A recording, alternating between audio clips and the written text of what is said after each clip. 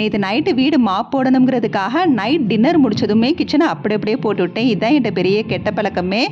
So கந்தர்வகோலமாக இருக்குது கிச்சனே. So அதனால் morning எழுந்ததும் சப்பாத்திக்கு மாவு பிசைஞ்சு வச்சுட்டு பிரேக்ஃபாஸ்ட் ரெடி பண்ணிவிட்டு அப்புறமா வந்து அதை க்ளீன் பண்ணிக்கலாம் அப்படின்னு சொல்லி பிரேக்ஃபாஸ்ட்டு தான் பச்சை பட்டாணி குருமா தான் ரெடி பண்ணிகிட்ருக்கிறேன். பச்சை பட்டாணி குருமா யூஸ்வலாக நான் வைக்கிற மாதிரி தான் இஞ்சி பூண்டு பேஸ்ட்டு, மிளகாய் தூள், மஞ்சள் தூள், கரம் மசாலா, மல்லித்தூள் இதெல்லாம் சேர்த்து கடைசியாக கொஞ்சமாக தேங்காவும் அரைச்சி ஊற்றிடுவேன். அவ்வளோதான்.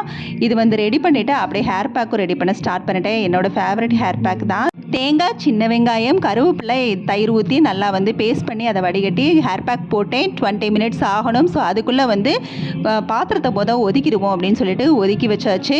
10 மினிட்ஸ்க்குள்ளே ஒதுக்கிட்டு அடுத்து ஒரு 15 மினிட்ஸ் ஆயிடுச்சு எனக்கு வந்து குளிக்க போகிறதுக்கு. ஸோ க்ளீன் பண்ணிவிட்டு அதுக்கப்புறம் போயிட்டோம்னா வந்து சாப்பிட்டுக்கலான்னு சொல்லிட்டு சாப்பிட்டு எங்கள் ஸ்ட்ரீட் விநாயகரை வந்து கும்பிட போயாச்சு. கண் திறந்தாங்க மார்னிங். ஸோ பூஜை முடிச்சதுக்கப்புறம் வந்து மதியான சமையலையும் ஸ்டார்ட் பண்ணி சூப்பராக சாப்பிட்டு முடிச்சாச்சு. ஹாப்பி விநாயகர் சதுர்த்தி.